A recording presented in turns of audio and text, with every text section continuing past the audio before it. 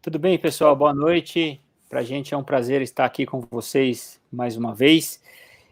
Como o Jorge mencionou, hoje é um dia bem importante para nós, né? Porque marca uma sequência que a gente tem tido aí de discussões, né, webinários sobre o tema, e hoje com uma edição especial trazendo um pouco dessa visão externa também, né, das pessoas que hoje estão gerenciando preços ao redor do mundo, estão vendo diferentes realidades, do ponto de vista da pandemia, mas também do ponto de vista da estratégia, da tecnologia, dos processos. Eu acho que vai ser bem legal. A gente vai fazer uma coisa diferente hoje, né, porque ela vai ser conduzida em inglês, então vocês fiquem à vontade para eventuais perguntas que tiverem ou entendimentos, mandarem para nós aqui, né, Jorge? A gente vai estar, na medida do possível, aí, traduzindo e respondendo, tá? E, enfim, desde já, muito obrigado a todo mundo que está com a gente aqui, e é um privilégio para a gente ter vocês aqui. Só um detalhe que é importante é que a Doc Consulting, Doc Pricing, que está proporcionando esse evento, era até um mês e meio atrás a Dr. Trade, né, Dr. Trade, e a gente fez uma mudança, né, de branding, de marca, e hoje nós temos a Doc Consulting com as suas 3 unidades de negócio, né, Doc Pricing, Doc Trade e Doc Business. A gente está aqui hoje para falar do tema de precificação, que é o foco da Doc Pricing aqui. Muito bom. Legal, muito legal você ter lembrado disso, né? Foi exatamente, acho que uma semana antes da gente ter começado com a série de webinários que a gente lançou a nossa nova marca, né? E, bom, enfim, esse webinário de hoje, então a gente vai ter alguns convidados especiais que a gente já vai trazer eles para a sala para conversar com vocês, tá? Então, a partir desse momento que a gente vai convidar o pessoal para se juntar, a gente vai mudar para o inglês, tá joia? A gente vai mudar para o inglês e vai chamar aqui o David, o Michael e a Kelly da ActiveViam.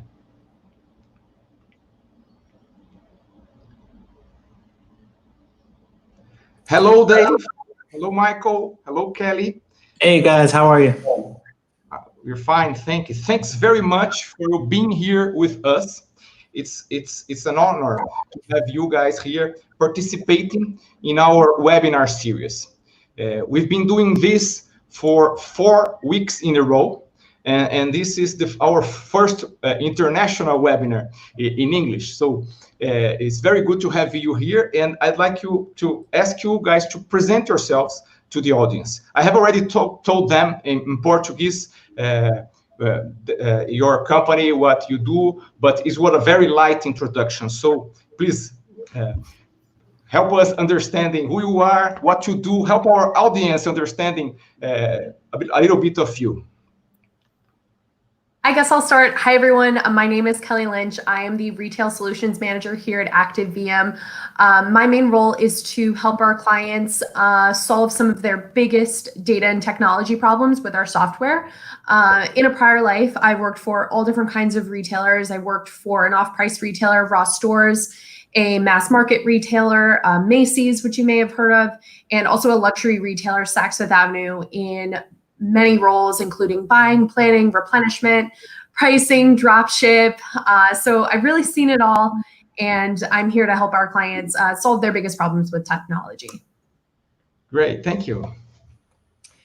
Hey, guys. My name is Michael Bevans. I'm the Industry Solutions Manager here at ActiveViam. And prior to joining the team, I basically worked in pricing for about 12 years or so, on the business-to-business side, as well as the business-to-consumer side. So I've worked for some international companies, Canon, those that are more online, like WebMD, and some do-it-yourself home improvement type organizations. Basically, my main role here is to bridge the gap between pricing practitioners and our software. So I kind of help them see exactly how our software makes their lives and pretty much their jobs easier. Great, thank you. Hi, my name is David Owen. I'm Director of Sales in our retail practice for ActiveViam. I have been working in technology for the last 25 plus years with backgrounds in pricing, supply chain, logistics, analytics and big data before it was termed big data. So been working in this space for quite a while, helping companies understand how to best leverage technology and as Michael mentioned, to help make their lives easier and to increase margins, revenues, and market share for those companies. Great, thank you. Thank you very much. Let me tell you a little bit about logistics, right? What we intend to do. We're going to have a short discussion about some pricing concepts in the beginning.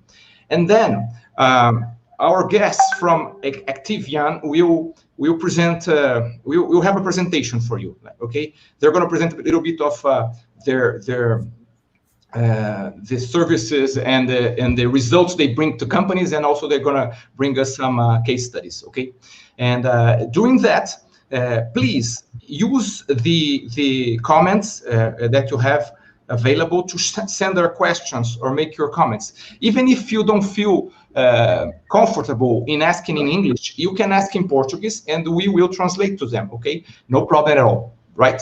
And then after the case presentation, we're gonna go back and have a little discussion about the effects of this pandemic in pricing dynamics in the market, and our guests will talk a little bit on how they are perceiving that in the United States, probably in Europe also they have some cases to share.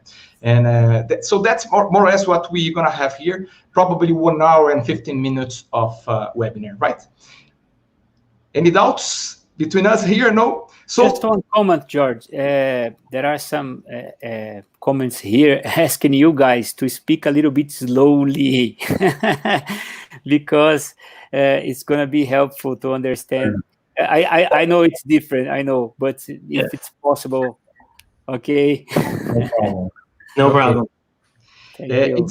It's important also to tell you that we met David and Michael and Kelly. We met them when we were visiting the NRF in January in New York, where it's probably the world's biggest retail fair. And we went there to collect new technology trends and bring here to Brazil to our customers and to our audience, and was there, and we were looking for companies that have this technology side and expertise to help companies in Brazil to develop, to better take decisions on pricing, to make better and faster decisions on pricing. And then that's when we met them. So since then, we are talking to each other to see how we can work together. And we decided to do this webinar as one of the pillars of this approach that we have. So it's very, very good to have you here. And Hilei is gonna start showing some concepts that was the concepts that led us to go to the States and look for companies like yours. It's with you, Hilei. You can go on. Okay.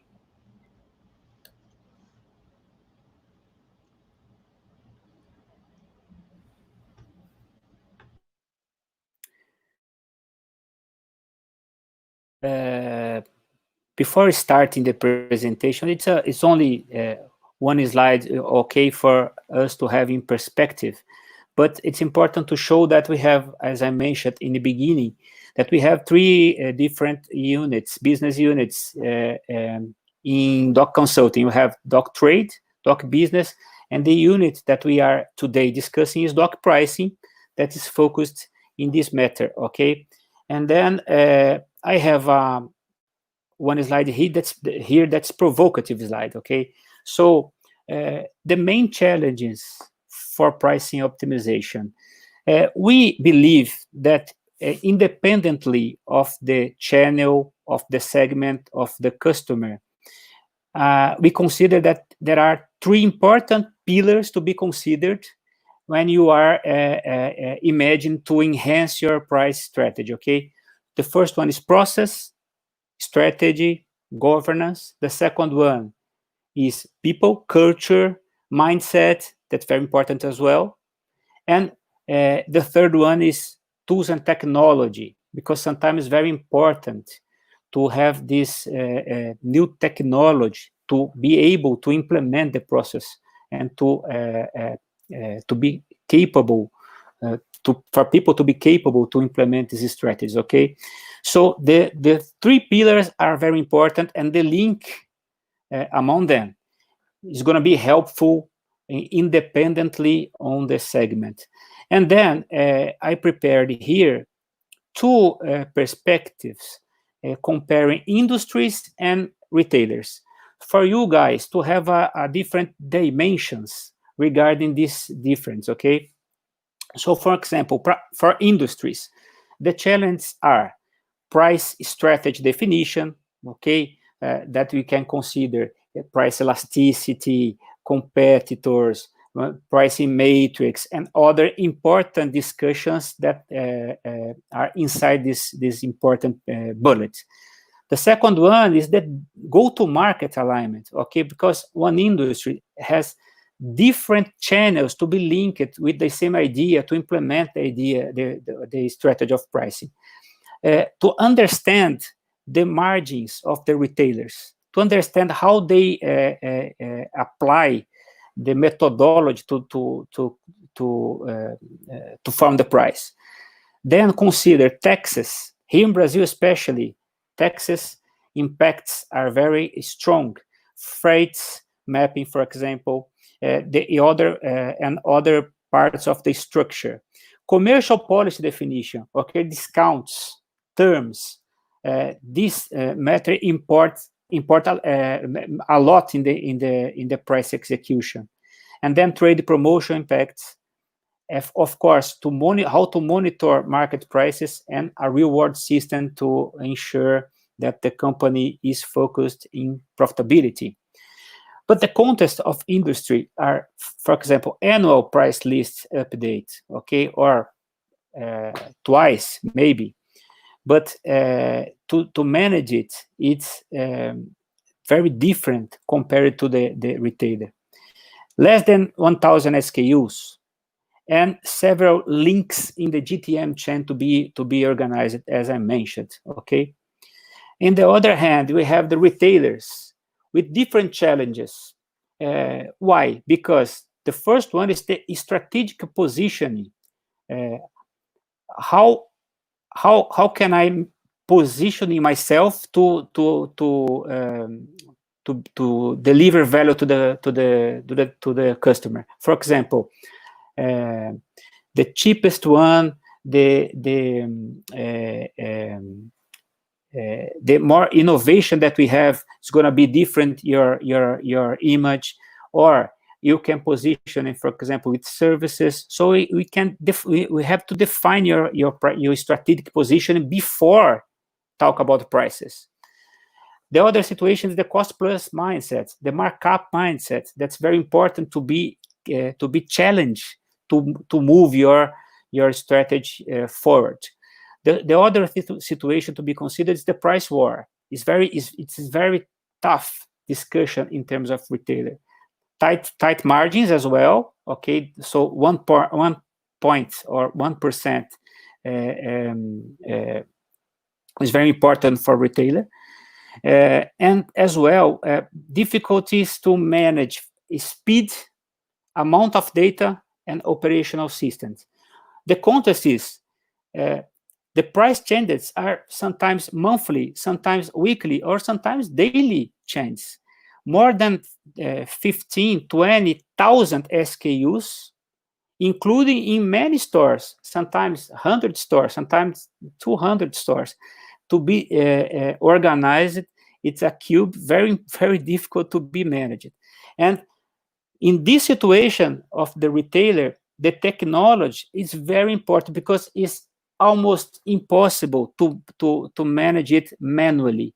So this is the idea I would like to have a warm-up, an opening for you guys to have a perspective and to think how can you consider it to put in your strategy.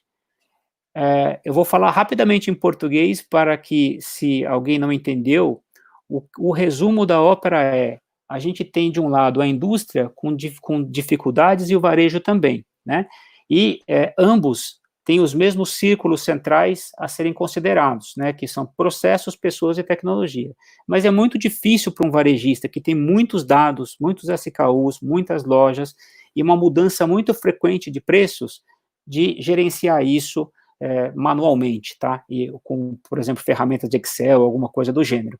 E é nesse sentido que eu convido, então, o pessoal da ActiveViam para mostrar o case onde eles consideraram diferentes formas e diferentes tecnologias para gerenciar isso. So, guys, I finished my part, and I would like to ask you, to invite you to start your presentation considering these points.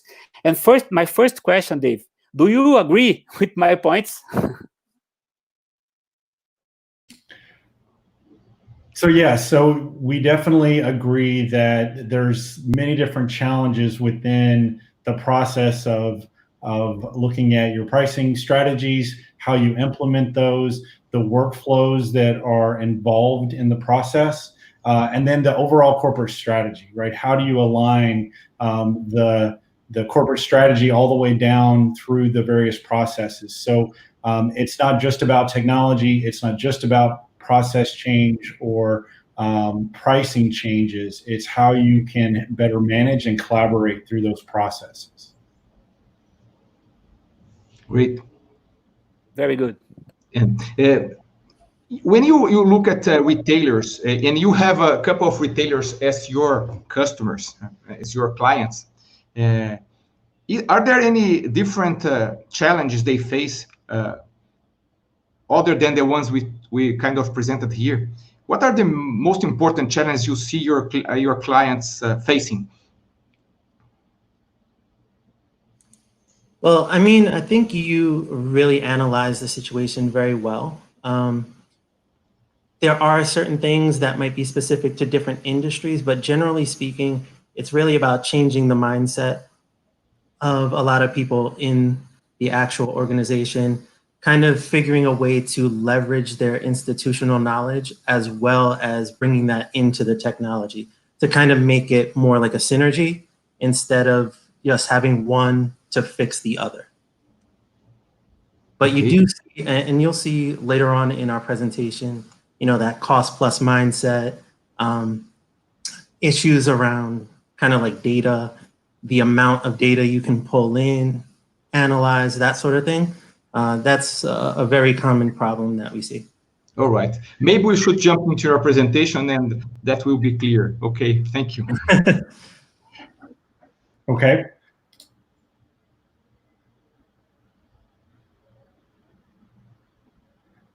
So can everyone see my screen? Yes. Okay. So as we begin this process of talking and introducing who we are at ActiveViam, I wanted to give a quick background on who we are before we jump into the case study. So at ActiveViam, we've been around for a little over 15 years, really bringing together the knowledge and experience from many different industries. So working with technology around understanding how to best visualize information, how to analyze that information, how do you begin to make decisions based on the various strategies that you have, and then the process of executing, auditing, and understanding that feedback loop that you have to really learn and grow through the process. So we have done this with many different clients around the world. So we have offices in Asia, Europe, and the US, clients in all of those continents. And we've really been pressing the limits of what in-memory technology can do when you talk about taking massive amounts of data set, massive amounts of information, and beginning to make sense of those and then executing on that process.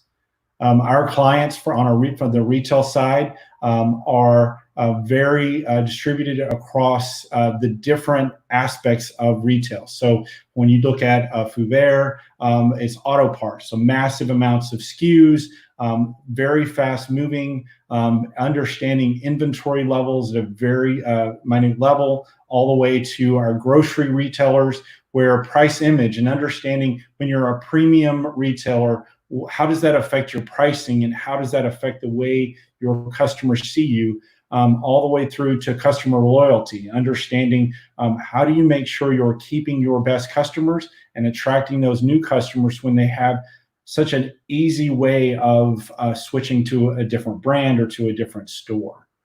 When we look at typical results around this, you see really in two main areas. One is obviously the financial, right? The ability to increase margin, the ability to increase revenue is extremely important in any project, in any process. But the other one that's extremely important to understand is the efficiencies. So the ability to take long drawn out processes, to take people's time and begin to focus them on value added processes. So understanding how to take, and in this case, they were able to reduce their entire repricing process from a day down to 30 minutes.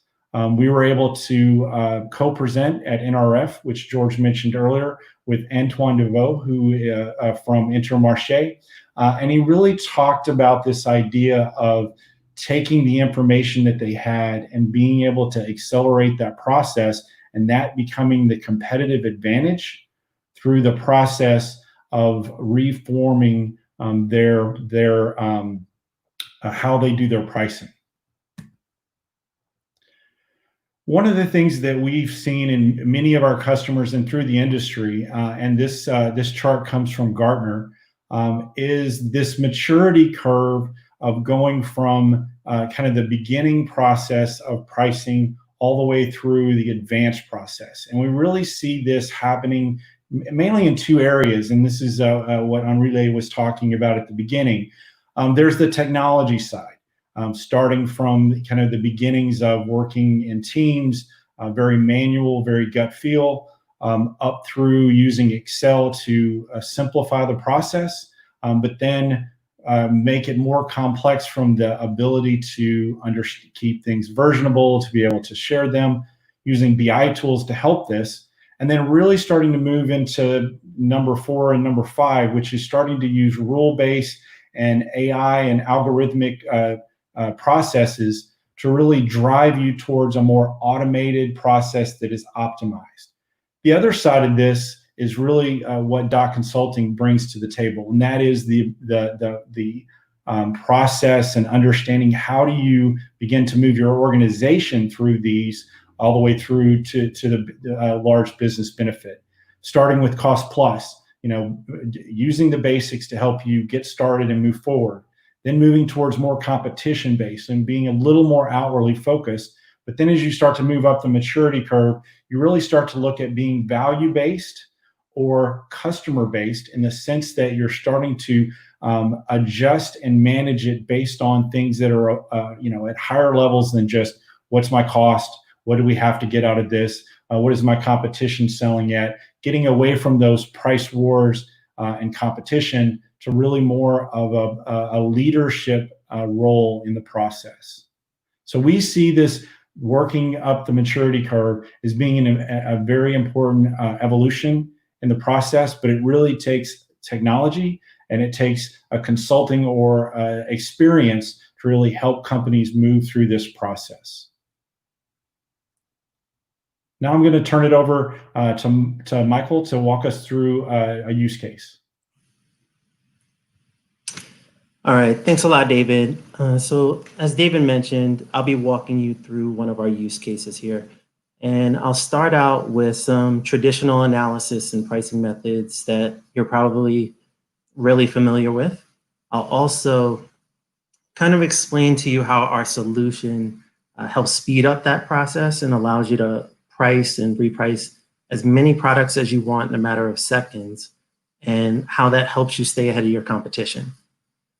Well, I think just have to move on to the next one. Oh.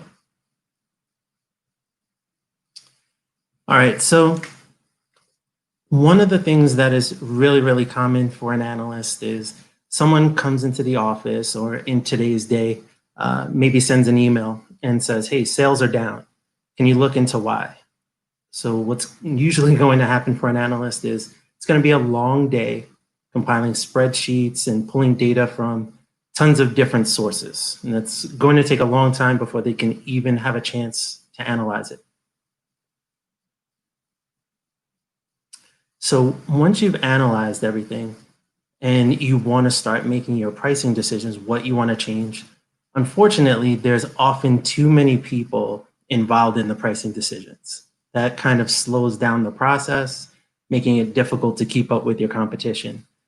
On top of that, I've been guilty of it myself. Like I said, I was in pricing for a long time, and you start to rely on your own personal pricing experience instead of following the data. What results there is sometimes you can make some decisions and you leave money on the table. And that's a big problem. So kind of like you guys mentioned before, cost plus is very, very common. And the reason why is it's simple, it's easy to use and execute. You take your cost, you pick your markup, you end up with your price. Now, this is easy, but you end up, forgetting about your competition here. Now, on the other hand, you have a lot of people who only focus on their competition. And what ends up happening is you say, all right, competitor X is priced here. I want to be slightly lower than their price. But you're failing to realize that they're doing the same thing to you. And this just ends up with a race to the bottom and nobody makes any money. So that's the old way. What I want to do is kind of walk you through a process that I like to call the pricing funnel. And that's basically what our solution helps you do. You start at more of a high level where you look at your category, department, something like that. Drill down to the product level so that you can make some really quick, easy decisions on what you want to reprice. From there, our platform allows you to classify these products into different groups. Here, these groups are going to be based on various sensitivities, and I'll give you a couple of examples. A very sensitive product might be something where your customers know exactly what the price would be. Bread or milk or something like that, all the way up to low sensitivity products. These might be some less common items where a customer has no idea off the top of their head what the price should be. Now, once you have all of this information at your disposal, I'll show you how you can build pricing strategies that are unique to each group. And what that's going to do is it's going to help you remain competitive and profitable at the same time, which I'm sure you guys have a lot of struggles with. And from there, I'll show you how you can change your prices really quickly. So starting at the top of the funnel, like I said before, the traditional way of doing things is compiling spreadsheets and data from all these different sources, and it can take hours and hours. Our solution does something different. It pulls all of your data from all these different sources into one easy to visualize dashboard.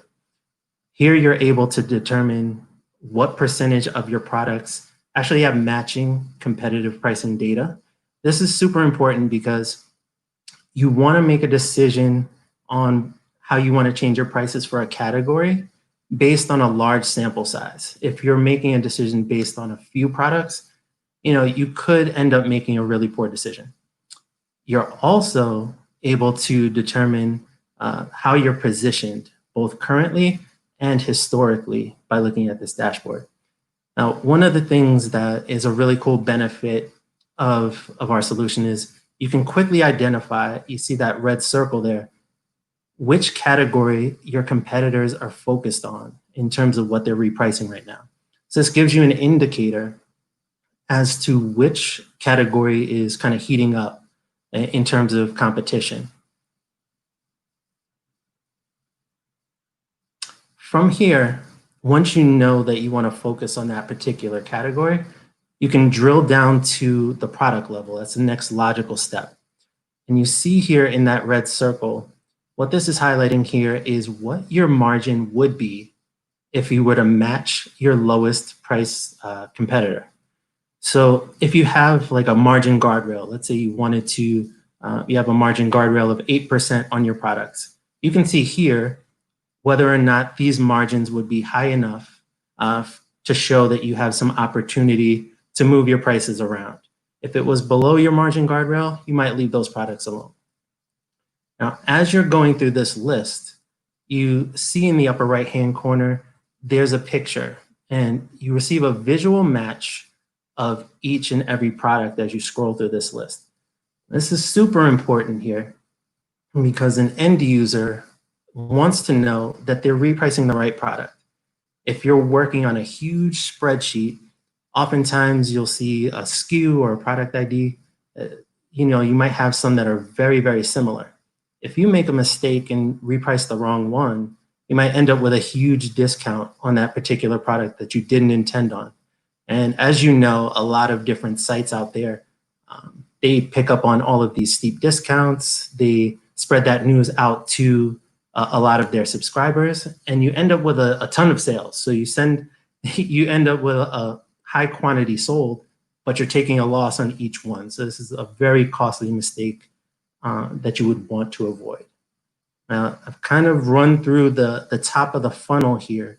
Before I move on to the middle of it, do you guys have any questions about how you would analyze your data here?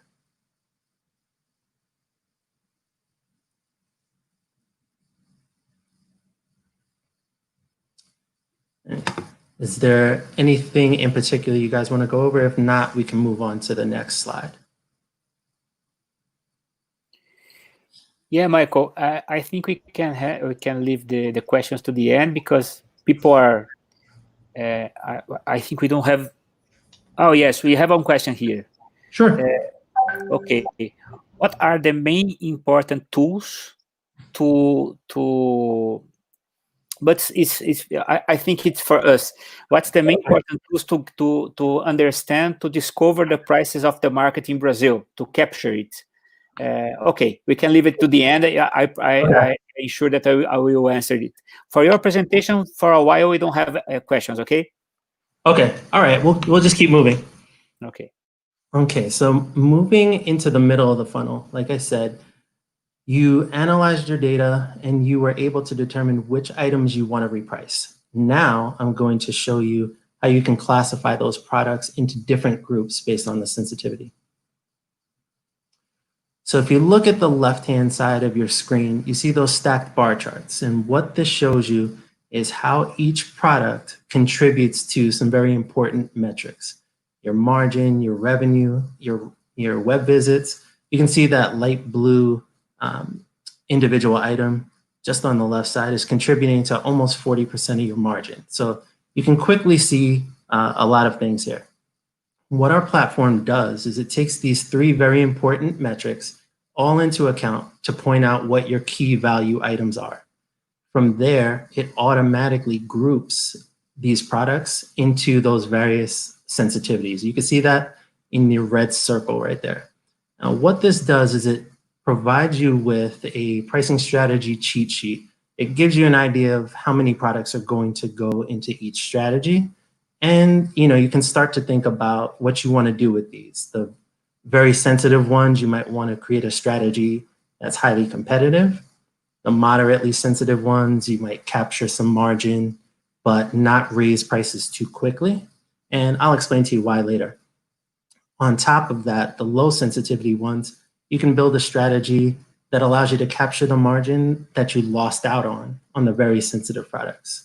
Now, before I move further down the funnel, I just want to point out our solution allows you to gain some additional marketing insights. What we do is we utilize data science to analyze your receipts. And what it's able to tell you is which products are driver products and which ones are complementary products. And what this means is, let's say you're going into a home improvement store and you were looking for paint. That particular product is what brought you into the store. It drives you in there. While you're there, you might want to buy some products that are necessary for you to use it, such as paintbrushes. So that's what it's telling you. It's giving you that customer purchasing behavior through data and not just based on gut feel.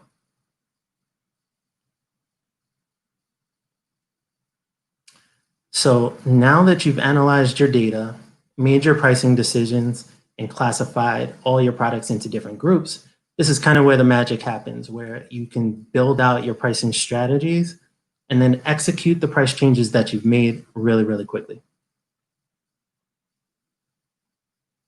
So being that you already grouped everything into various sensitivities, you can start by just adding those groups into your first strategy. And as I mentioned before, you're not limited in terms of speed or capabilities like Excel, where you might have a certain number of rows that you could work with, or if you're trying to make price changes to a large spreadsheet, you spend most of your time staring at the bottom of the screen, watching it calculate, or kind of praying that it doesn't crash.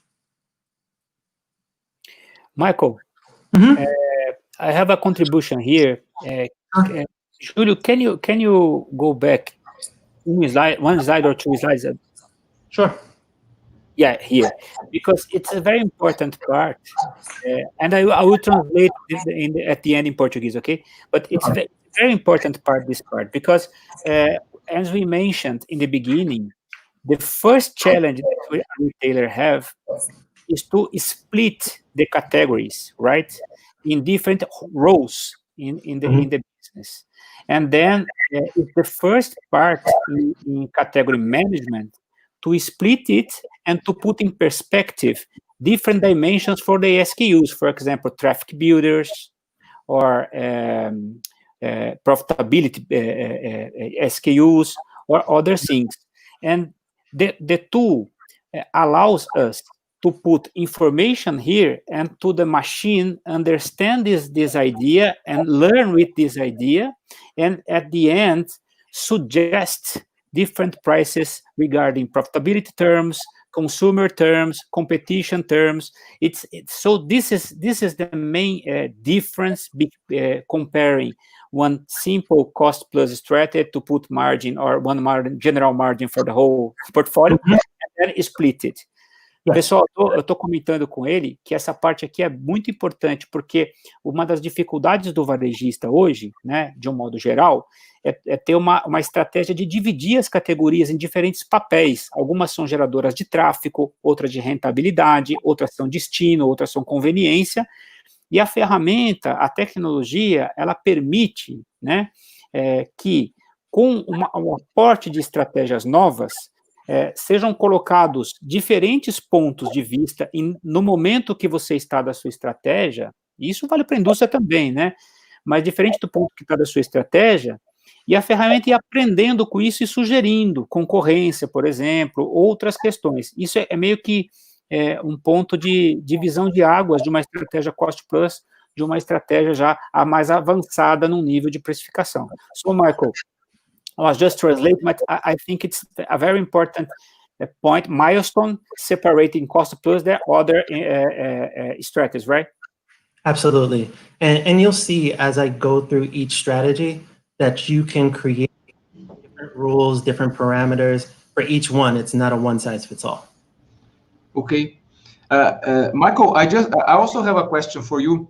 In the in the previous slide, the last two columns were like you are making a cluster in terms of which kind of category is that one product, yes. And the other one is the sensitivity of the SKU, right? Correct. And did you mention that the sensitivity is calculated through data science? No, so what I'm saying is there is a column there that's kind of highlighted in light blue, and that's your KVI scoring, your key value item scoring. What that is telling you is it's taking the products that contribute most to those three metrics, the margin, revenue, and web visits. And the more that it contributes to all of those, the higher your KVI scoring would be on a scale of 1 to 10. If you're, more like an 8, 9, 10, you're going to be deemed a very sensitive product. And you're not locked in right here. This is just how you can set it. You can change those settings as well, but you also have the ability to change those particular sensitivities. So for instance, if you're looking at one of the products where you have the marketing insights, and it's a driver product, meaning it's a very important product, people come in for that particular one, you, the end user, have control over how you want to tag that. So if you deem that more sensitive than what our platform shows, you have the ability to change that and include that in your cluster. All right. I'm gonna translate a little bit in Portuguese, okay? Okay. Então, o que eu entendi, pessoal, é que aquelas últimas duas colunas dessa tela que ele está mostrando tem duas informações muito importantes. Uma é Marketing Insights, que diz que tipo de categoria é aquela, se é uma categoria que é um driver de tráfego para a loja, por exemplo, ou se é uma categoria complementar. Isso é uma parte da equação. E na última coluna tem a sensitividade que aquele SKU tem de preço, né? Se ele é muito sensível a preço ou se ele é medianamente sensível a preço. E uma parte dessa inteligência vem da ferramenta, pela análise de dados históricos.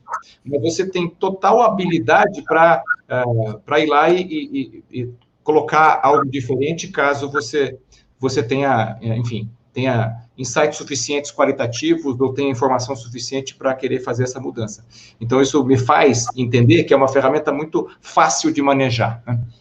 I was telling people that the last two columns that you both have the opportunity to input a different set of sensitivity, and that it looks like it's very easy to manipulate. It's very user-friendly.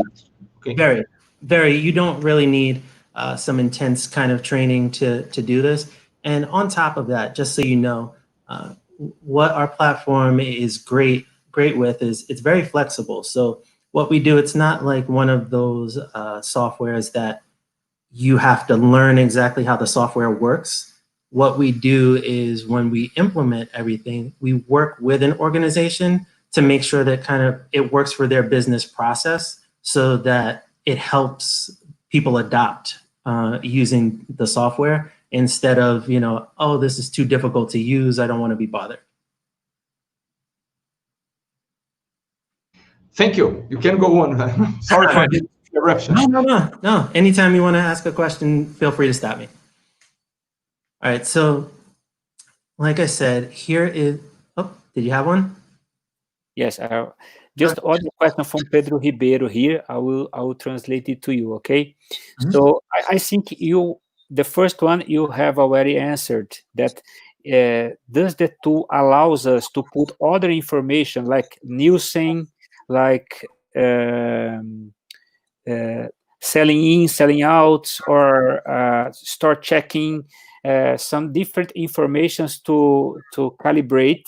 The first question is this, and the second one is a common that's for industries, for example, could be helpful to understand the time to get the price changes comparing selling in and selling out, because if you put these parameters in the tool, it can help you to understand the behavior of the SKU, something like that. Mm-hmm. So I can definitely speak to the first one. So you can pull in any type of information that you want. What our platform allows you to do is it's not just pulling in some spreadsheets and things like that. If you're connected to any sort of Google Analytics, Nielsen data, any source that you have information that you want to pull in, you can. The whole point of this is instead of spending 80% of your time compiling information before you can look at it, what our solution does is it does all of that for you. So it's all there in one place. And the great thing about it is it's kind of like what you were talking about earlier, where you're talking about people and collaborating, and David mentioned it as well, is you have all of this information in one place. So you have one version of the truth. It's not like one department has this piece of information, pricing, strategy, analytics has this. Everybody is looking at the same thing, and they're able to make decisions all together, but quickly. Bom, gente, então é isso. Ele está dizendo que a ferramenta ela permite que a gente colabore com informações, né, como essa que o Pedro trouxe aqui, e que isso também engaja o pessoal a colaborar, a se sentir junto, né, a equipe, o time, em participar dessa construção e se sentir mais seguro na tomada de decisão do preço, tá bom? Thank you, Michael. Sure, no problem. All right, so David, if you move to the next slide, please. Thank you. So we mentioned that we're starting out our first strategy here, and this is for your very sensitive products. So this is an example of one of the rules that we have, which is your competitor alignment. So here we're trying to be very competitive. You can take a look at all your different competitors and say, I want to be slightly lower than my lowest competitor's price. And you can see at the top, clearly this leads to some negative revenue and margin metrics. So these are going to act like loss leaders. Now, nobody wants to take a loss on anything, but one of the benefits is that it ensures that your price perception among your customers remains a positive one, because they're not going to get that impression that all of your products are overpriced if you make a mistake here. So moving into your second group, this just highlights the fact that I believe Amrile mentioned, not doing everything the same way across the board. So here you can create a totally different strategy with different rules and different parameters. So in this particular strategy, here you can capture some additional margin, but one of the things that's really important about some of the rules that we have here is, yes, you want to capture some additional margin, but you don't want to raise your prices too quickly. If you think about it, a customer walking into your store, if they are used to seeing like a particular price and you change that price drastically just because you set some margin rate rules, that can really upset somebody. That they feel like you're kind of taking advantage of them. It's kind of like walking into a store and like maybe you wanted to buy kind of like a can of Guaraná. And normally the normal price is maybe $2, but somebody makes a crazy change to like the margin rate, or they just make a mistake and randomly it's $4. You're gonna think these guys are crazy, so I don't wanna come back to this store. And not only do you lose that one sale, but you may lose a customer. So that's one of the benefits of all the different rules that we have here. Now, if I draw your attention to that big red circle at the bottom of the screen, what this is our price construction chart. So a lot of different tools that you'll see kind of operate like a black box. You have your initial price, your final price, but you have no idea how you arrived at that final price. This is really great for not only analysts, because you don't have to spend all your time justifying why you came up with that final price to your manager. And it's really great for supervisors, managers, directors, because you can actually take a look at what your analysts have done, see exactly how they arrived at their final price, and then you can approve those prices faster. As you know, the faster you approve your prices, the faster they can implement those prices, and the easier it is to stay ahead of your competition. So last but not least, you're working on your low sensitivity products here. Now, what this allows you to do, since you have a lot more flexibility here, you can run as many what if scenarios as you want. And what I mean by that is you can, in a matter of seconds, go back in, change your rules, change your parameters, and reprice everything in seconds. Like I said, with Excel, usually you're limited in terms of speed and capability. So here, you notice that all along we had some negative revenue, negative margin.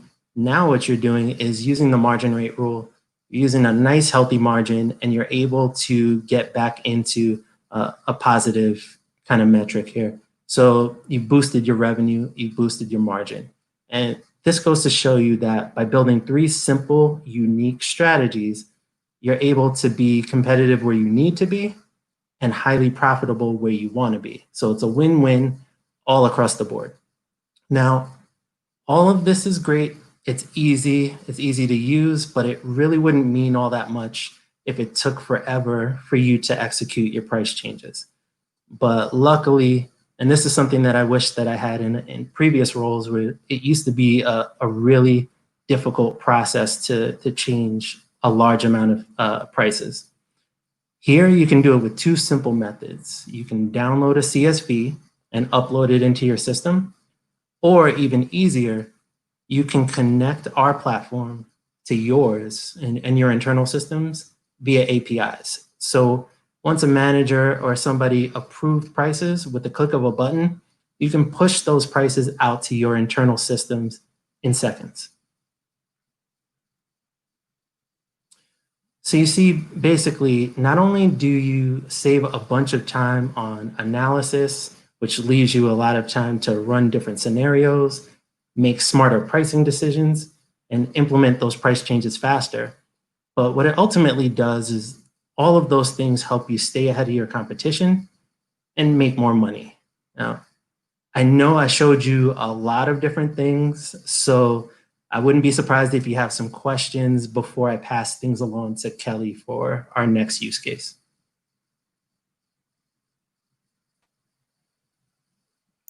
Okay, Michael, there is a question here from our group in Telegram. It's how should we balance pricing strategies with the overall company ROA strategy? Right. So, I mean, that's one of the things that's great about our platform, is that you can kind of take your goals and your targets and you can build your strategies around that. It's not saying, okay, we're just going to be competitive. You have to, we talk about price image or price perception. You have to say, what do I want my customers to think of me from a pricing perspective? Are we a discounter? Do we price at a premium? Are we always within the market? So what this allows you to do, it has so much flexibility to it that you don't have to, it's not one of those solutions where it's just for people who want to be competitive or just for people who want to price this. It has that capability to do basically anything that you want and balance those things. It's very linked to the value proposition, right? Yep. Então, obrigado aqui, foi o from Ivan Mendes. Thank you, Ivan Mendes. Ivan, eu não sei, vou só rapidamente aqui, acho que vocês entenderam, mas ele está dizendo o seguinte, né, que a estratégia do seu posicionamento, se você é um retailer, né, um varejista, que é posicionado como preço baixo ou como de inovação, enfim, e que isso é importante para você se conectar com os seus clientes, né? E aí, o preço, ele é um grande termômetro para mostrar a sua proposta de valor para o mercado. Então, as estratégias de preço são muito conectadas com a estratégia global da empresa. Isso vale para a indústria, enfim, para qualquer segmento, tá bom? Thank you, Michael. You're welcome.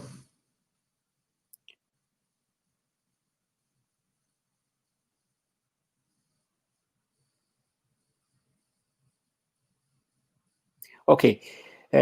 George, do you have some questions there? No, I'm okay. I was impressed by how easy it looks like the step-by-step is. That's great. That's really great.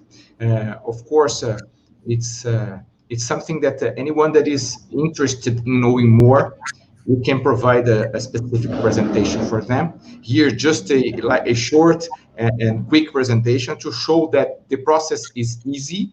The process has a logic that is built into the retailer needs, and also that allows the retailer to maximize both sides of what they need, to be competitive and to be profitable, which is kind of the science and the art of doing price through a very good tool, right? And that's great. I think we don't have any more questions. I think in the next, if you want to close your part and call Kelly, that's okay. You go on. All right. Perfect. Thank you, guys. Thank you. Hi, Kelly. Thank you. Hi. Sorry, waiting for my slide. Okay. Are you sharing your slide already? David should be. Okay. There we go. Okay, so before we jump into my section, just a little bit of a preface. I want to talk about a few different pricing use cases that aren't necessarily concerned with dynamic pricing. So there are other pricing strategies that you can use that aren't necessarily dynamic, and that comes by way of the promotions and markdowns. How are we optimizing our markdowns so that we are getting the most revenue? And also our promotions, the goal of promotions is to obviously increase our sales. So how can we manipulate our pricing through promotions and markdowns to improve things like revenue, margin, brand image, and also customer experience? So we're going to look at a couple different things, but the first thing that we're going to look at is actually a dashboard that I built live in a demo that we did for a prospect. And one thing that I love so much about our software is that it's very easy to use, especially in an ad hoc situation. So when you are trying to do reporting or maybe pull some information that isn't something that you would normally look at, it's very easy to build a dashboard. So the dashboard that we're looking at here displays our margin by store. So just a quick run through on the screen. On the top, we have our total margin. In the table below, we have our margin by store. And then in the table in the bottom right, we have our heat map, which is showing us our margin by store, but also in a map. And I love this map because it's very easy to track different trends. So if you have any sort of local tastes and preferences that are affecting your margin, this is a really beautiful visual representation of how that's happening. So I also love our dashboarding capabilities because they're so easy. I made this screen in about 60 seconds. The prospect loved it. And you don't need any technical experience. So if you do not code, it is no problem. It's a drag and drop kind of situation where you can really build very effective custom dashboards. And I also joke with my team here in New York when I was actually working in all of these retailers, when you do ad hoc work in Excel, if you make something really awesome that's very useful to the team, I used to actually lock my Excel files so that other people wouldn't be able to use them and take credit for my work. So with our solution, as you have people that are moving in and out of roles, you can actually cut down on that friction that happens between roles, which I was a little bit responsible for when I was working in the industry. And the next use case that we're going to talk about is markdowns. And I think a really important thing to talk about with markdowns is that the point of them is to get through your inventory as quickly as possible at the lowest markdown. But at the same time, you don't want to hang on to inventory. You don't want old inventory on your shelves, taking up space, looking cluttered. It's once the inventory starts to get old, it's very obvious to the customer. So what's also difficult with markdowns is that if you aren't making them at a location-based level, you can be leaving a lot of sales and margin dollars on the table. So we really believe that in order for our clients to improve revenue and margin, making these really granular decisions is the way to go. But the problem with that is that granular decisions are obviously very hindering on your time and your capacity. So that's where we really lean on computers to make these super granular decisions. Specifically in the United States, we have a lot of variation by region. The West Coast is very different from the East Coast. So if you're taking markdowns at a product level just across the board in all of your stores, customers are really responding to those products differently in different locations. But again, it's difficult to ask your analysts to make those kinds of decisions because they can be thousands and tens of thousands of decisions that you quite frankly don't have the time for. So what our solution does is, sorry, if you can go back to the slide, that would be really helpful. The next one. Thank you, yes.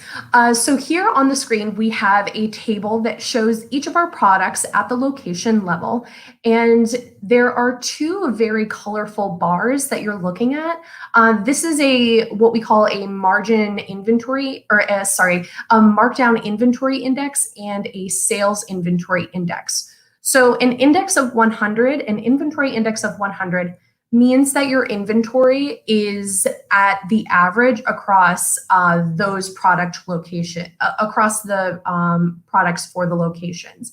If it is above 100, that means that you're overstocked in your inventory. And if it's understocked, that means that you are understocked. And we use the inventory index in tandem with the sales index. So if your sales are outpacing your inventory, that's good. That means that you're selling through your inventory on average at a greater pace than you're holding your inventory. So with those two metrics, we have an algorithm in the demo that tells us, that basically makes these markdown decisions for us. So do we need to increase the markdown? Do we have to hold the markdown? Do we have to liquidate the product? Are there too few units on the floor? Or is it an initial markdown? Is this the first markdown that we need to take in the step? So with our KPIs, we're able to apply an algorithm that will tell us how we want to manage these markdowns. So now what we're able to do is empower users to be more strategic. When we let the computer make the really granular decisions and allow our users to be more strategic, that's when we can start to uncover more margin and more revenue. To the top right of the screen, we have our KPIs, which is showing our totals of how much these markdowns are going to cost. And then at the bottom, we have this really beautiful graph. I love the rendering of this. The yellow represents our margin percent, the yellow bars, and the blue bars represent our markdown percent. And then I think the color might be a little difficult to tell, but the purple line represents the level of our inventory. So we can really start to see that inverse relationship of how our margins and our markdowns are related, and also how our inventory comes into play.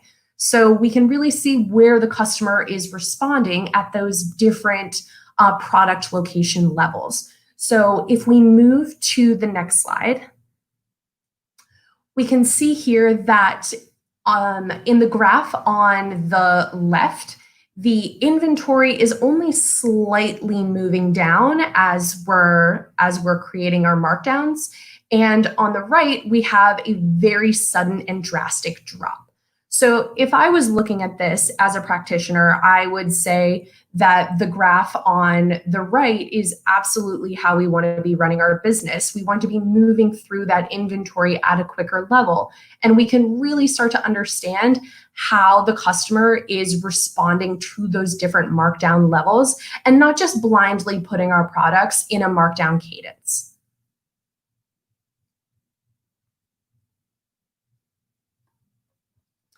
So this next screen, we're going to talk about the promotions. In this screen on the left-hand side, we have a list of all of our products.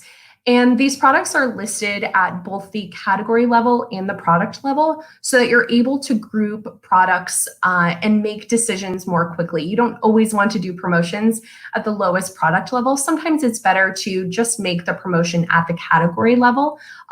For example, if you wanted to put all denim on sale, you could easily do that at the category level. So again, what I love so much about our platform is that you can be really dynamic in how you make these decisions, and it's not a one case fits all, which is really lovely. And in this table, we also have a sales plan, which tells us how we're tracking against how we said that we were going to move. So if our sales are lagging behind our plan, what we need to do is put in higher promotions to make sure that we're meeting our sales plan in as many categories as possible. So And also we have an algorithm that tells us what to do there. So we can, by how we're doing with the sales plan, the system will come up with a promotion that is more helpful in getting you to that sales plan. And also in the screen on the upper right-hand side, we have our KPI totals, again, showing how much our promotions will cost. And at the bottom right-hand side, we have a graph that is showing us, the x-axis is showing us our weeks, and the y-axis is how many units that we've sold. So if you look at those two lines there, we can see that there's an inverse relationship between this purple line and this red line. And what I love so much about this screen is that, you know, it's really difficult in retail to be making decisions on such a granular level. But if we don't understand how our products are interacting with each other and just treating them as separate entities, we really aren't leveraging our assets.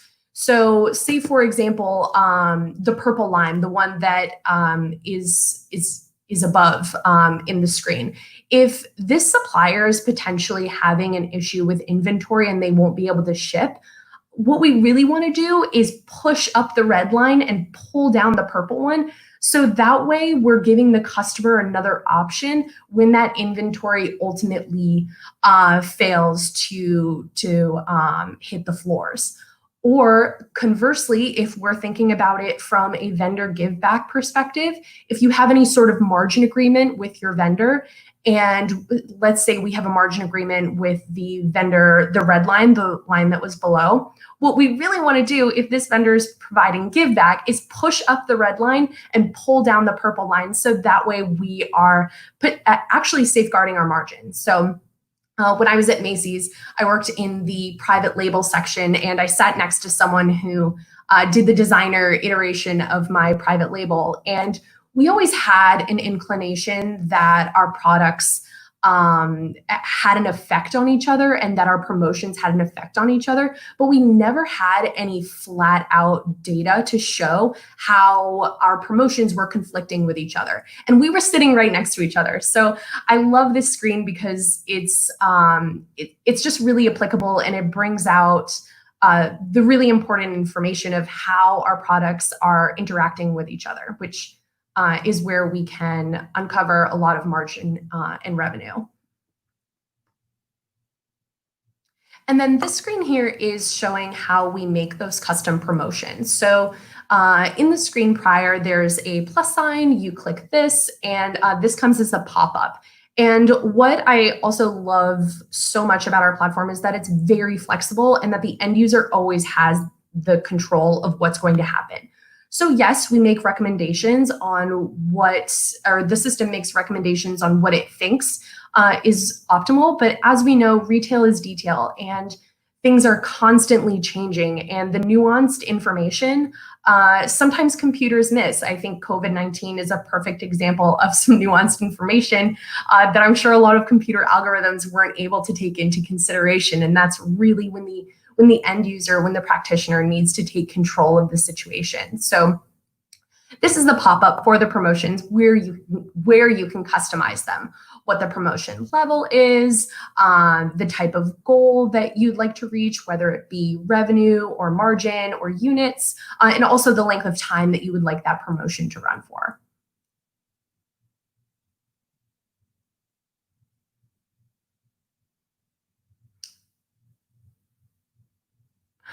So in conclusion, we're able to really empower our end users to make these really beautiful ad hoc presentations that are very easy to put together in seconds. And also we're leveraging the intelligence of the computers to make very granular decisions for our markdowns, allowing our end users to be more strategic. And we are also doing that same thing with promotions.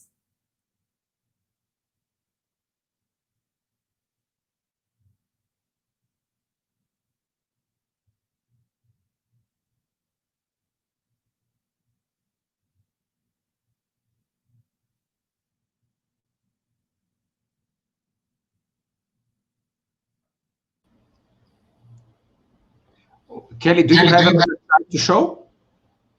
I'm sorry? Do you have another chart to show? No. Okay, thank you very much. Thank you. It was incredible. I mean, as I mentioned before, it looks like your system, your platform covers all that the retailer needs. Promotions, inventory, markdowns, margins per store. I mean, and everything looks easy for the end user to manipulate, and that's great. That's great. Thank you. I think we have a question here. I think Julio is going to show us one interesting question about the system and the. Let's wait a little bit, otherwise I will leave. There's a question here from our audience, Misael. It says, does the system tell us the better price? Or do we need to analyze the insights and decide manually? Yeah, so the system, it really allows you to develop it based on your workflow. So if you have a very hands-on group that needs to evaluate and analyze the changes in the market and changes in the product, then they can be very hands-on. If you want to create more of an automated process that really allows you to kind of set it and forget it, it will allow you to really have those prices become very automated through the process. So, you know, we wanted to show in our presentation that our system is definitely not a black box where you set some algorithms and then it spits out whatever price it wants to. It really allows you to adjust it based on the strategies that you have, both from a corporate level and from a team level, going through the process. Good, good. There's another question. Enio used to work for the industry. Technical question. I imagine that larger retailers have structured data systems that allow an interface with ActiveViam more quickly, but how can you work with small and medium retailers? Yeah, so really data is data. So whether that's a large volume of data or a small volume of data, we allow you to bring it in and create the cubes that really allow for teams to slice and dice the data, whether that's one team member, one person managing it, or a large team. And so we're really able to scale at those levels. I think the other thing that's important is we have partners similar to Doc Consulting that do things like competitive data, data enrichment. I think we mentioned Nielsen and some of the other data enrichment companies. So we have the ability to not only bring the platform, but bring in partners that can help with both process and data enrichment so that companies that are smaller, that don't have access to large amounts of data, can then begin to take advantage of all the data that is out there on the internet. Great. Let's see if there's any other questions. Another one from Enio. If you have the flexibility to work with all customer data, and if it's necessary to prepare the information before inputting it into the system. Yeah, so we have a very flexible data model. You know, everything from pulling in through CSV files, APIs. We do have the ability to connect with systems. So, you know, as part of an implementation process, we would work with companies to understand what are the inputs, both internal and external, and what are the outputs. So the ERP system that you're working with, the CRM system, all of the planning systems. So as part of that implementation process, we would create those connections to your systems that would allow us to both bring in and to execute data through your IT ecosystem. Great. Very good, very good. I think it was a great presentation. But if anyone that is listening to us has any doubts, need to go into more details, need to look at those screens with more details, because sometimes it's fast for everybody, please contact us and we can arrange that for you in an individual presentation. I would suggest, Henley, what if you think, if we move to talking a little bit about the effects of the pandemic and the new normal for pricing. Do you agree? Yes. Just there are two previous questions from Arturo and Robinho. I will cover them, trying to wrap it up to go to the next phase. Okay. The first one is, could you tell us in percentage and importance of using statistical analysis in price decisions in your projects?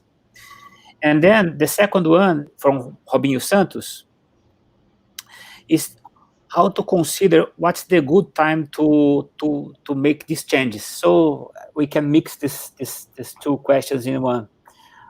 How do you guys think about it?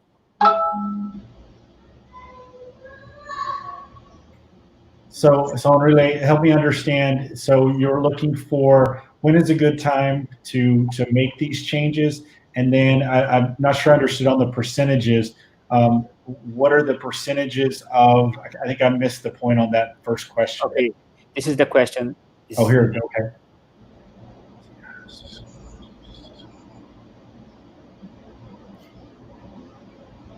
It's a mix, right? If you decide using data, right, at the right time, yeah, you have historical yeah. So I think the important thing is that we don't, even though we're an analytical company that provides this platform, we also know that human interaction, so the collaboration of teams, and then the knowledge that the pricing agents, the knowledge and the talent that the people have is extremely important in the process. So what we like to say is we're more of a collaborative engine that allows you to use analytics to help support your teams. Michael mentioned the efficiencies of being able to do more with less time, more in less time. And that definitely helps people use that time for more value-added processes. So I don't know if there's a percentage of how much should be statistical versus human. I think that really depends on the process. But we do think it's a good mix of both, not just a black box analytics. Yeah, and just to kind of like piggyback on what David said, it's kind of like you're leveraging the knowledge of the people in your organization and giving them like a super high powered tool along with that, because there's just so much that a platform can do without some sort of additional knowledge brought into the equation. It's really a total combination right there. Yeah, and I think adding to that, while we absolutely believe that statistical analysis is really important in making data-driven decisions, looping back to what we'd mentioned earlier about COVID, there were a lot of companies that were getting pinned for things like price gouging because they were just blindly relying on their pricing algorithms. So we really believe in a blended approach, where you are, yes, using statistical analysis, but also other rules-based strategies that Michael had covered earlier. Yeah, we can just metaphor here that, if you have, for example, one retail have more than 1,000, 5,000, or 10,000 SKUs, using an Excel spreadsheet, for example, to put just one account, and then you can copy and paste forever in the list, or you can start to apply new ideas and draw knowledge, and then the tool will accept and learn, and then you can enhance, because it's very difficult to think that how to manage 10,000 SKUs using one PowerPoint for each one, right? To understand, to discuss. So it's very important to draw new technology to go faster and to be smart in decisions, right? Bom, gente, só traduzindo o que eles estão falando aqui, das perguntas que vieram para fechar esse bloco, né? Como o Jorge falou, é que é o seguinte, né? Para você melhorar a tua estratégia e ser mais rápido e eficiente, é muito difícil você abrir um PowerPoint e discutir SKU por SKU, seja como o Michael apresentou na ideia do preço base, ou como a própria Kelly trouxe, falando das promoções, dos inventários, dos descontos, e tudo isso para calcular na munheca é muito difícil, teria que ter uma equipe muito grande, mesmo assim ia ser difícil de ser ágil, né? Então, eles disseram que não tem nenhum percentual de comparativo entre humanos e máquinas, enfim, mas é um misto das coisas, né, que você precisa ter as duas coisas equilibradas para avançar e ser mais eficiente, e com isso trazer mais rentabilidade e assertividade no preço, tá? Traduzindo, acho que é isso aí. Thank you. I just translated. So, should we go to talk about the COVID-19? Yes, can we? You have another question? Let's put masks, right? The idea, thanks for the presentation, and now we know that people will connect to us to get more information about your system, and then we make sure that we connect them with you through us, okay?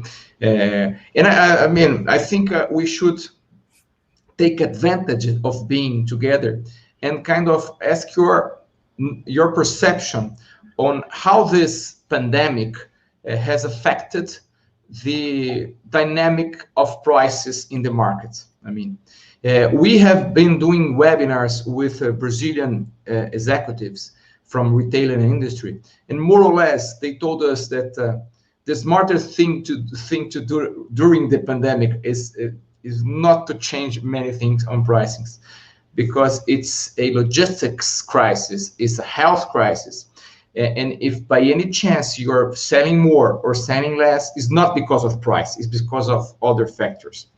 And also we saw that at the retailer's side, somehow they reduced the intensity of price promotions.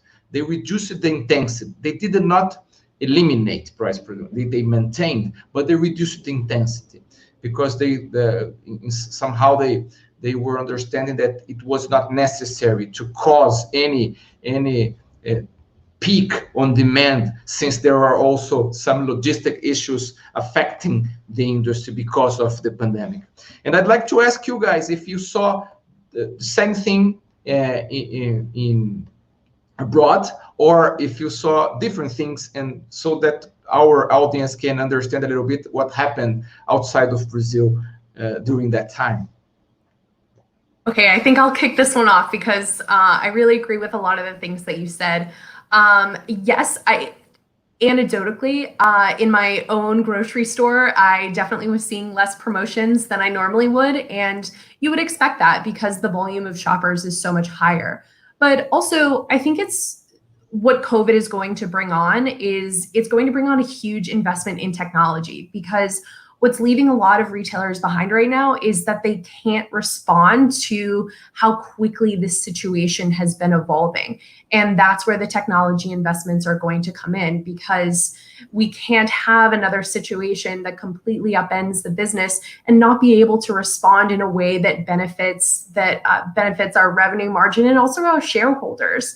I think ultimately that retailers will understand that they need better products and better platforms to make better decisions.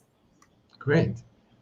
Yeah, I think also it's important we talked earlier about price image, and that is how pricing affects the customer's view of that retailer. When you go into a store, if you see a price that is very competitive, then you assume everything in the store is very competitive. But if you walk in and the first thing you see is a very high-priced product, you're going to naturally assume that that's the way it is in the entire store. So one of the things that Michael showed during the pricing strategies was the ability to limit how much fluctuation there is in your price strategy. And I think if we think about at the beginning of the quarantine, there was a lot of, at least in the US, there was a lot of what we call price gouging, raising the price very high to take advantage of a situation where people were buying more product. And it gave a very negative image to those companies.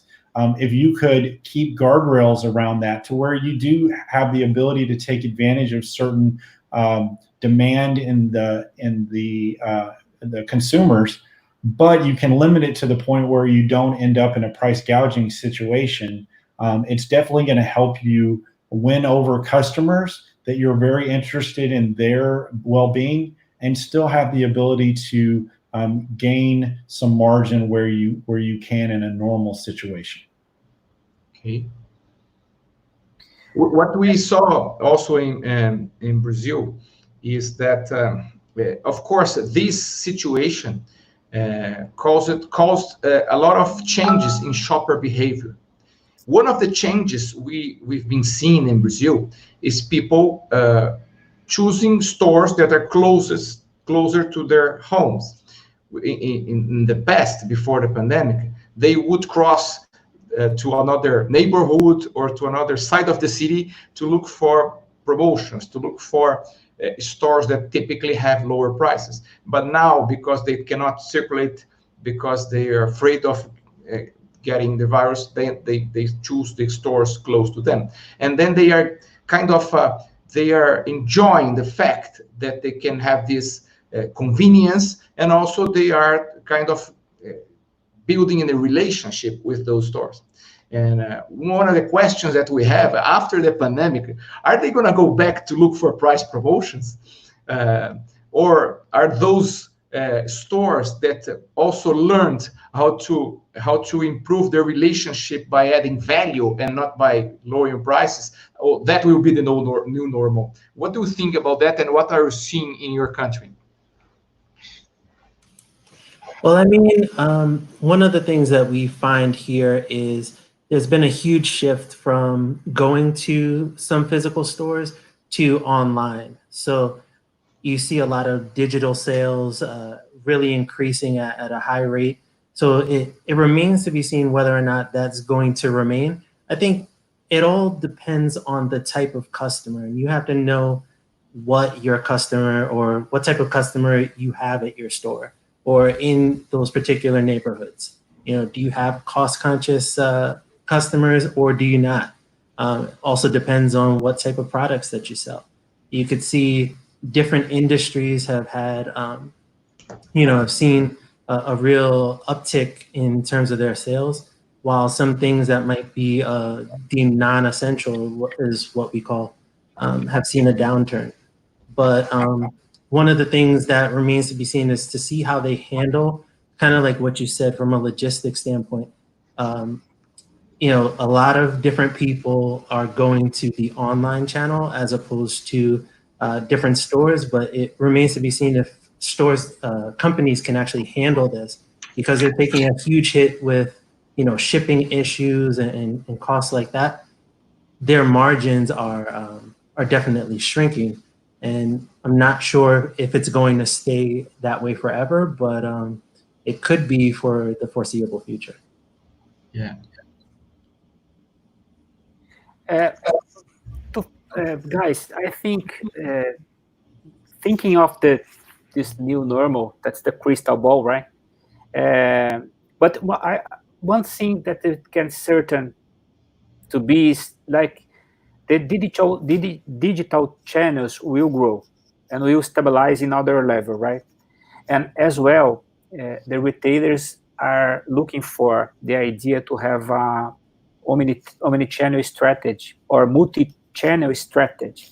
And one situation to manage inside this situation is that the price is going to be, we have several alternatives to understand, and to be very careful managing different channels regarding the same label. like the same flagship. And as well, this image, independently on your competition, you have to think about yourself to establish a good strategy, right? So this idea leads us to take advantage of the technology and the data to get connected with our customers. So I think that the new normal, the legacy is going to be in this direction, right? And then the conversation we had, like the points of Kelly have presented, the points of Michael have presented, the strategy that David have covered, I think we have many rich terms to consider in the new normal, right? Do you agree, guys? Yes. So, I think one of the things that we've seen is that a lot of the different service levels are extremely important. Companies prior to the pandemic were talking about things like delivery, so grocery delivery or product delivery, and then they were talking about pickup. So there were a lot of things that were starting to happen prior to the pandemic that people were beginning to look into.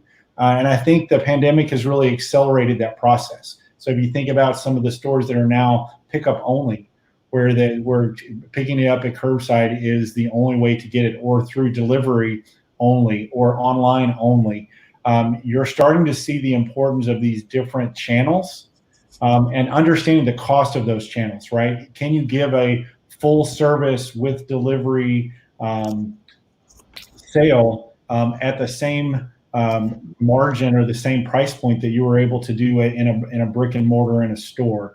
And so I think one of the things you're going to see as all of these different channels become necessary as opposed to just additional, I think you're going to need to have a better understanding of the cost of each of those channels, how you manage the prices for each of those channels, and then what products are available in those channels. So that collaboration and management, so that it's not just the gut feel. We think we can do pickup for the same price as in-store. Do you know? The data will tell you what's there, and analytics will tell you how to best manage it, and then you can execute on that process. So I think managing all those channels is going to become a have to now that the pandemic has brought them to the forefront. It's how you manage those that's going to be the game changer in the process.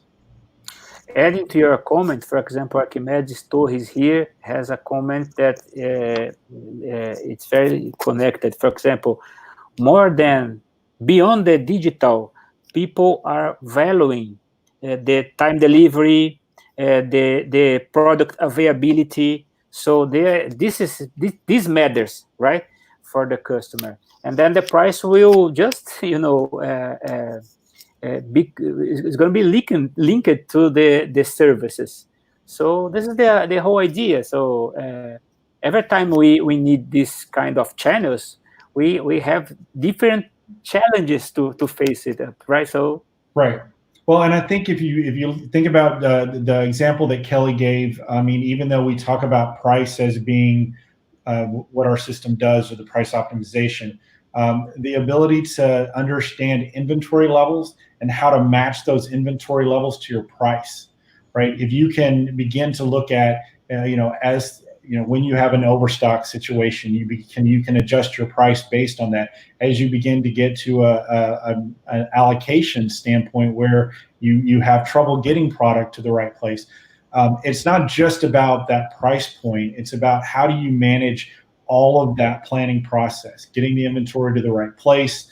We've talked to many retailers in the US where they basically send the same inventory to every store, regardless of sales history, and then they end up with not enough inventory in one place and too much inventory in the other. That's not necessarily a price problem, but at the end of the day, it hurts your margins and it keeps you from being effective. And so, our system not only helps with that pricing process, but it helps with the planning process, which, especially in today where some products are available and then the supply chain is constrained in others, really understanding how to do that and manage that in an accurate way is extremely important. Yes. Yes, guys, everything that's good, sometimes comes to an end, right? So we have 1 hour, more than 1 hour and a half, and we are very, pleased to have you here today. I'm gonna have a quick closing in Portuguese, and then we come back, okay? Bom, gente, eu estou agradecendo o pessoal. A gente tem mais de 1h30 de webinário, e foi um desafio para a gente legal. A gente, assim, sabe que essa questão de fazer inglês, às vezes, é complicado, porque nem todo mundo, né, está habilitado a entender a língua, e, enfim. Mas, dado a nossa pandemia e a oportunidade de trazer esse pessoal, a gente preferiu fazer assim. E como o Jorge falou, essa parceria que a Doc Pricing buscou, né, visitando, nós tivemos na feira da NRF 2020, e a gente visitou essa tecnologia, e a gente está trazendo uma parceria para cá, justamente para poder habilitar, né, o varejo e a indústria do Brasil, como outras que a gente vai falar, para ter condição de ter medidas práticas de evolução. E eu acho que esse foi o ponto que a gente quis trazer aqui para mostrar alguns exemplos para vocês, e que, às vezes, a estratégia, ela parece um pouco difícil de ser implementada, e que são exemplos claros de que foi importante você ter uma primeira estratégia e a ferramenta tem que responder à sua estratégia, e não o contrário, você comprar uma ferramenta para depois pensar na sua estratégia, tá? Então, qualquer dúvida que vocês tiverem, fica à vontade de passar para mim ou para o Jorge, ou enfim, qualquer canal de conexão que a gente tenha, que a gente vai, na medida do possível, responder. E se precisar de uma apresentação da ferramenta, ou enfim, de qualquer coisa que precisar, também pode nos procurar, que a gente está aqui habilitado para responder, tá? Muito obrigado por todos que estiveram com a gente até agora. Obrigado pelo Júlio também, que está aqui nos bastidores nos apoiando, né? E eu acho que é isso. A nossa jornada segue. A gente vai ter outros encontros adiante, que a gente vai estar anunciando aí nas nossas redes sociais, mas desde já eu agradeço aqui a presença de todos. Jorge, você tem algum comentário para a gente dar um agradecimento para o pessoal? Não, acho que você cobriu tudo. É só para reforçar que quem ainda não segue a gente no Telegram, no nosso grupo, né, ou no YouTube, para seguir, porque por lá a gente vai estar trazendo, vai estar entregando muito conteúdo para vocês. Além dos webinários que a gente conduz e comunica pelo Telegram, nós também vamos começar a fazer algumas, eu chamo de one-point lessons, de pequenas aulas de pricing que vão ser disponibilizadas por lá. So I was talking our audience that to follow us on Telegram and on YouTube, because we are going to start providing one-point lessons on pricing for them. Not only the webinars that we do live, but also some recorded material for them. And guys, thank you very much. I think it was wonderful to have you. It was very, very important to show how many things we can do with the technology when it's available and when it's built to be simple, and at the same time, simple and effective. So thank you very much for showing that for us. And I'm going to give you the word so you can say goodbye to our audience also. All right. Thank you very much. Thank you for the time and allowing us to be on. And please, any questions that you have, either today or in the future, please let us know, and we'll be glad to follow up. Thank you. Yeah, same here. We really appreciate the opportunity. It's great speaking with you guys. If you have any questions, reach out to George and Enrile, or connect with us on LinkedIn. You should be able to just send us a connection request, and we can always answer some questions for you if you use Google Translate. Michael. Bye, everyone. Thank you for your time. Okay, and Michael did well on Portuguese, right? R$4, R$2. It was great. Hey, I try. I did.